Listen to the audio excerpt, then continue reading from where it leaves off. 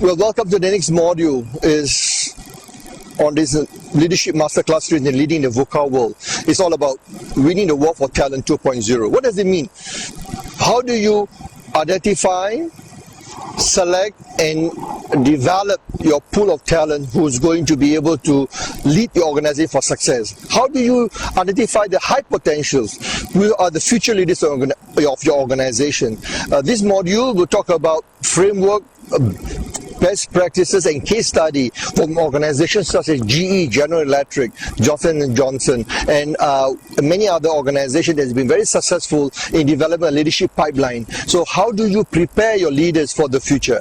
We will look at some of the successful case study and also approaches, a framework that will help you to transform your next generation of leaders.